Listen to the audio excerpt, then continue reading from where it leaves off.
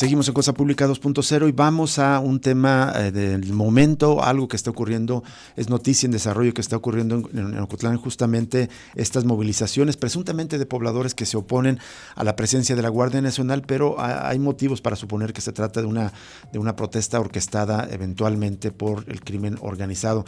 Vamos a conectarnos y le agradecemos a nuestro compañero Juan Carlos Salcido, justamente de Radio Universidad de Guadalajara, allá en Ocotlán, que nos tome esta llamada porque él está reporteando en este momento sobre este asunto. Juan Carlos, ¿cómo estás? Buenas tardes. Te saluda Rubén Martín. Hola, ¿qué tal, Rubén? Muy buenas tardes también para Jesús Estrada ahí en el auditorio de Cosa Pública.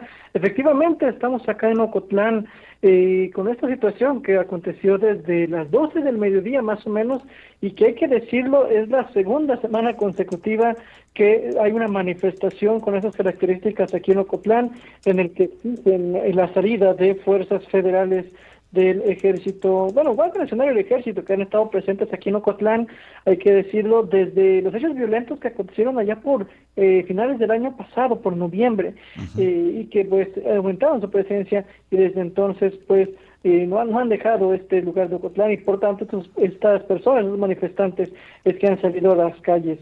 Lo comentas y te lo confirmo por acá, hay presencia, estas personas llegaron en autobuses, y salieron de un punto conocido como la Aviación, acá por Ocotlán, cerca de la colonia Primavera, y se dirigieron con rumbo a una base de la Guardia Nacional ubicado en el Camino Viejo Azula. De ahí se movieron a la caseta que hay de Ocotlán, de la autopista Guadalajara-México, la cual hasta estos momentos habían tomado, y a diferencia de la semana pasada, mantuvieron abierta. Están pasando los autos, aunque pues sí, sin pues, ningún tipo de cobro ni nada, realmente tomaron este sitio. Hay que agregar también que hasta el momento no hemos sabido, por ejemplo, de bloqueos que sí hubo el viernes pasado acá por la cabecera municipal, en las calles principales, que son la Avenida Universidad y también la 20 de noviembre, que realmente colapsaron esta ciudad, hay que decirlo también.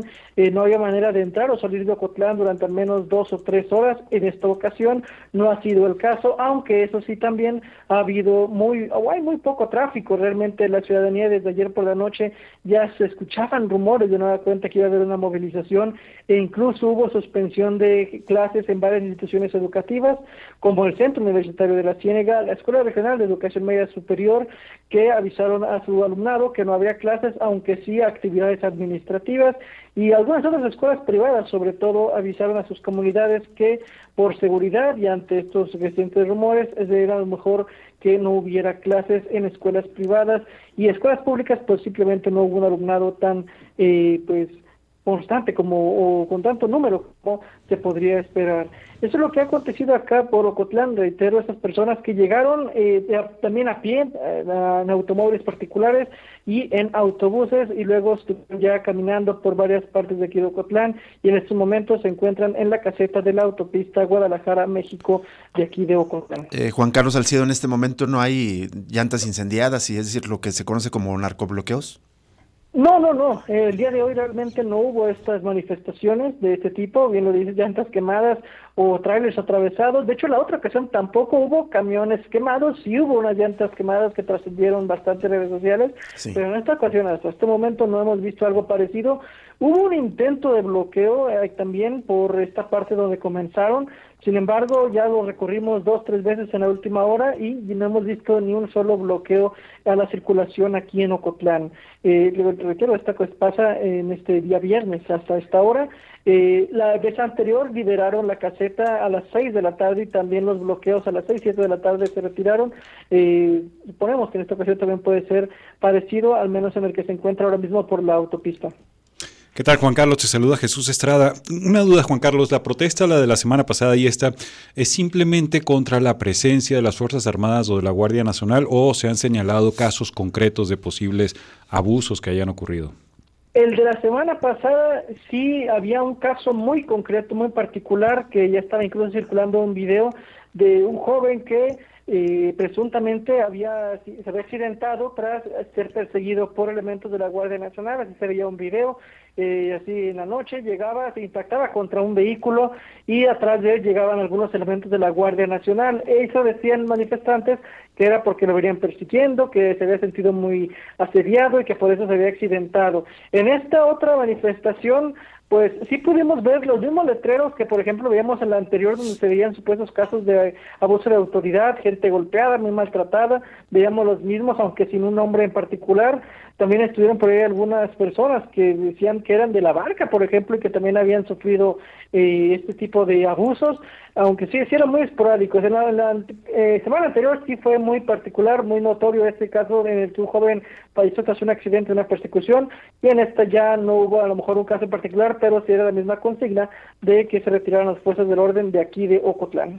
Juan Carlos Salcido, están dando una cobertura muy puntual, ustedes, nuestros colegas de Radio Universidad de Guadalajara, allá en Ocotlán, y en la cuenta de Twitter, al cual les invitamos a revisar, de Radio DG Ocotlán, señalan que es visible que hay apoyos materiales importantes, económicos y materiales, para llevarla a los manifestantes, entre comillas, y que incluso algunos no son de Ocotlán.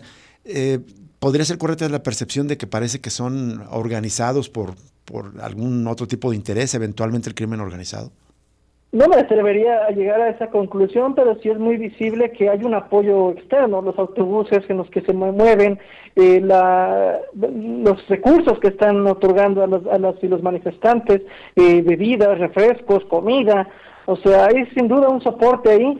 Tampoco sabría comentar o me atrevería a decir que si es que son o no de Ocotlán. Les decía yo en particular que decía que viene de la barca, aunque no es como, digamos, en un mitin político o en algún otro tipo de manifestaciones donde a lo mejor hasta el autobús dice de la barca, Totonilco, Pontitlán. En esta ocasión no hay algo visible que nos pueda indicar de dónde vengan, pero sí realmente hay un apoyo ahí detrás en cuanto a la logística, si pudiera decirse de algún modo, que les está brindando este apoyo en cuanto a los autobuses, en cuanto a alimento, en cuanto a bebidas, y pues en cuanto a decir a dónde van, cuál es lo que sigue, y rápidamente dicen vamos a la base de la Guardia Nacional, ahora vamos a la caseta, ahora vamos a tal punto, y realmente sí se mueven con mucha rapidez todos estos manifestantes. Y otro aspecto que estaban ustedes informando en las redes sociales, en la cuenta de Twitter en concreto, es que mandaron por delante menores de edad con estas cartulinas en las que exigen fuera al ejército abusivo, ¿no?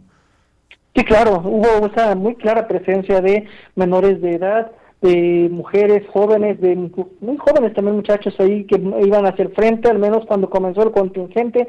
Más adelante, cuando llegaron a Guardia Nacional a su base en el Camino Viejo Azula, ya los más jóvenes o otro tipo de personas más de mayor edad sí se pusieron a lo mejor al frente del contingente, pero continuaba habiendo presencia de niños, de niñas, de jóvenes, de mujeres, de señoras, también de personas de mayor edad. Había ahí variopinto, por decirlo de alguna manera, y que sí es cierto que de inicio iban hacia el frente y ahora mismo pues ya están un poco más mezclados, pero evidentemente que hubo una presencia ahí que pudimos captar incluso con estas cámaras, eso no queda ni la menor duda. Así es, sí lo vimos. Muchísimas gracias, Juan Carlos Salcido, por este reporte desde Ocotlán con estos hechos.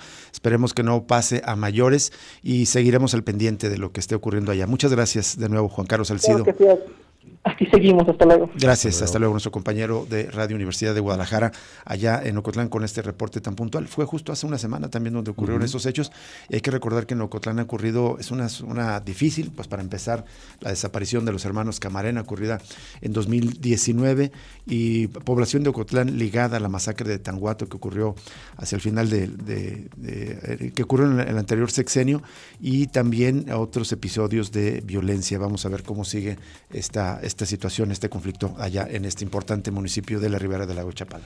Pues con eso nos vamos, Rubén. Los invitamos a permanecer en sintonía del programa En Voz de la Luna. Nuestra amiga y compañera Gaby Bautista cumple 300 programas, cumple 3 años justo este viernes, y invitadísimos a quedarse como siempre, pero ahora en esta ocasión especial.